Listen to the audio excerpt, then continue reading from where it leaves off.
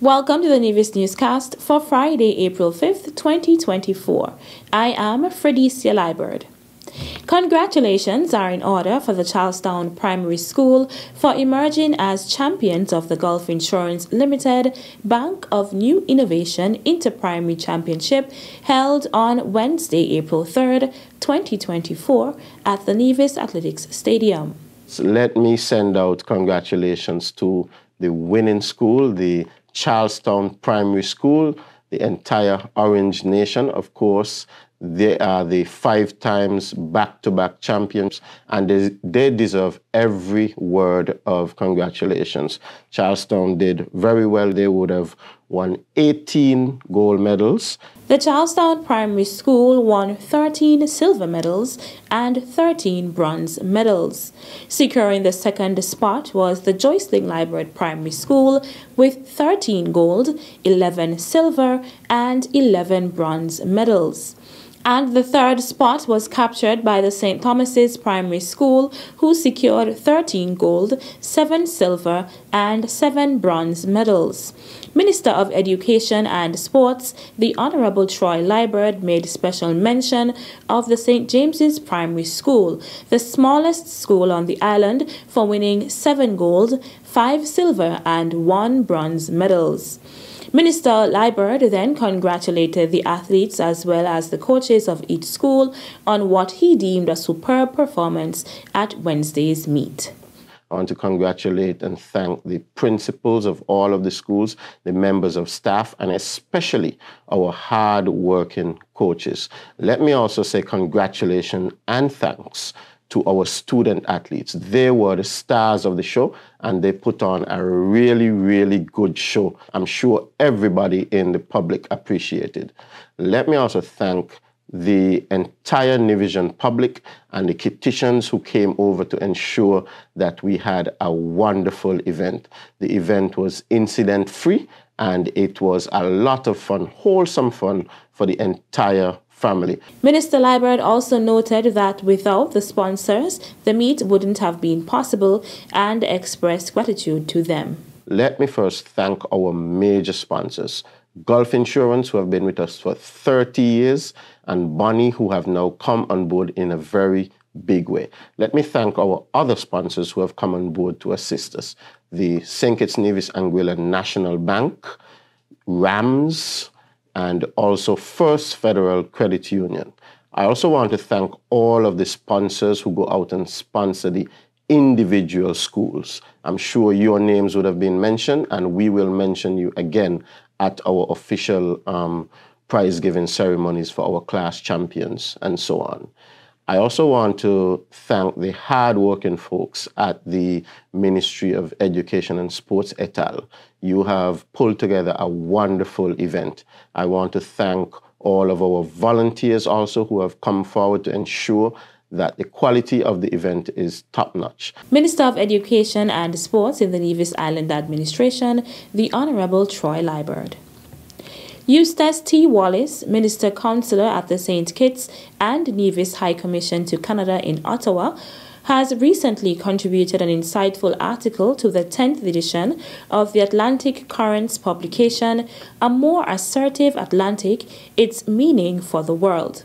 This edition of the Atlantic Currents gathered perspectives from experts across 27 countries, culminating a decade of research and analysis on the dynamics of the shared Atlantic Ocean. With over 120 contributions, the publication offers nuanced insights from esteemed authors, including former heads of government, ministers of foreign affairs, and top executives from major think tanks around the Atlantic Basin.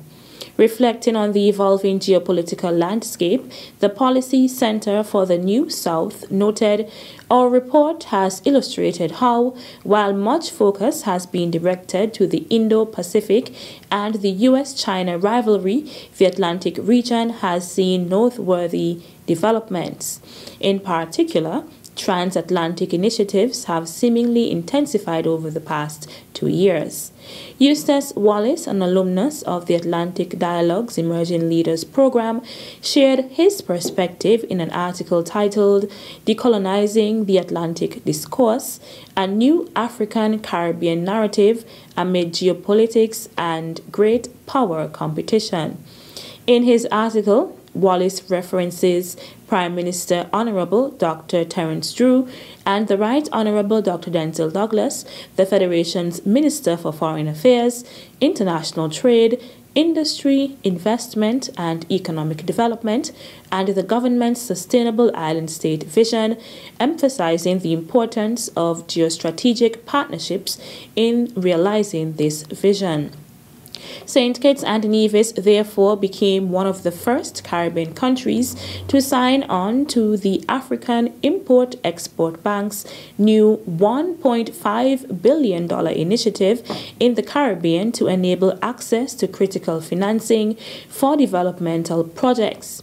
Dr. Denzil Douglas, the Federation's Minister for Foreign Affairs, International Trade, Industry, Investment and Economic Development, has spoken of the need to secure win-win geostrategic partnerships to realize the vision of the sustainable island state, and has subsequently charged the Federation's envoys with a new orientation to match the moment, stating that as we think about our geopolitical prospects, St. Kitts and Nevis and the Caribbean rightfully turn their gaze toward the continent and countries of Africa. It is high time that we chart a new transatlantic narrative, one that revives the resilience of our African ancestors and builds on kinship with our African brothers and sisters. A deeper and broader engagement with Africa is a natural outcome of history. We must embrace it. As we close the International Decade for the Peoples of Africa Descent in 2024, let us find favor with spurring more exchanges for greater African engagement. Encouraging engagement and dialogue, Wallace stated, the ADEL program fosters transatlantic partnerships and really encourages you to shift mental maps to what is possible when intercultural dialogue occurs. Policy Center for the New South holds the Atlantic Dialogues Conference annually, fostering intergenerational dialogue through its Atlantic Dialogues Emerging Leaders Program, ADEL. Wallace encourages young adults within the Federation to consider joining ADEL, emphasizing its role in fostering transatlantic partnerships and intercultural dialogue. Interested individuals can contact Eustace Wallace at eustace.wallace@gmail.com for more information on participating in the ADEL program and becoming part of a unique network aimed at connecting rising leaders and professionals across generations and cultures. Still to come, Cabinet approves first reduced VAT day for 2024. The details right after this break.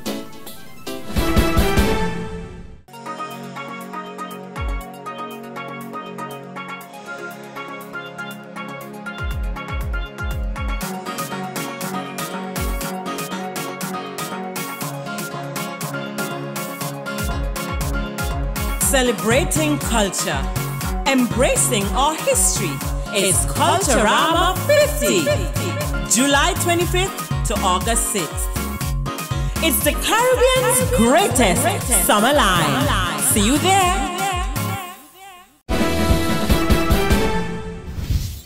Welcome back. The Culturama 50 Homestay Initiative is a new program in collaboration with the Nevis Tourism Authority, the Ministry of Tourism, and the Nevis Culturama Committee to expand accommodation for persons seeking a place to stay during the celebration of Nevis's Summer Festival, Culturama. The initiative is divided into 3 categories. The first category is the true Nevisian experience, where persons will get the opportunity to rent a room in a real Nevisian home, and they will be in a shared space with a real Nevisian family. The second category is our apartments and guest houses, whereas our next category would be luxury Nivision homes and villas. Permanent Secretary in the Ministry of Tourism, John Hanley, outlined these categories during the Culturama 50 press conference, which took place earlier this year at the Malcolm Gishad Recreational Park. Hanley then outlined the minimum requirements for the initiative. We are going to ask them to present one national photo ID, such as your passport, for example, a picture of the apartment or the villa or the duplex or the house to be rented, a description of the location of the premises, a copy of the house rules, a signed assurance of restriction of animals on property, and we also want to have emergency contact details. According to the Permanent Secretary, in order to qualify for the initiative, homeowners would need to pass an inspection to qualify for certification. One is required to submit the basic documents and information, and once those are submitted to the Nevis Tourism Authority, a date will be agreed upon between the inspection team and the homeowner for inspection, and there will be a list of mandatory requirements provided to the homeowner. The inspection team will comprise persons from the Culturama Secretariat, the Nevis Tourism Authority, and the Ministry of Tourism. If the property passes inspection, then a certificate will be issued and also an information packet. And also the property will be listed on the NTA website. If there's a shortcoming, then the areas for improvement will be discussed and a subsequent date for inspection will be set out. Permanent Secretary in the Ministry of Tourism, John Hanley. The Cabinet of St. Kitts and Nevis has approved Friday, April 12, 2024 as the first reduced value-added tax day for 2024. All registered businesses to charge VAT at the rate of 5% on the sale of goods only. All tangible items that are currently subject to 17% VAT will qualify for the discount on discounted VAT rate day. Items eligible must also be available for sale and immediate issuance or delivery to the customer on discounted VAT rate days. Orders for items not in stock do not qualify. Vehicles, guns, ammunition, cigarettes, and alcoholic beverages are not eligible. That's it for this edition of the Nevis Newscast. On behalf of all of us here at the Department of Information, I'm Fredicia Liburd. Thank you for viewing.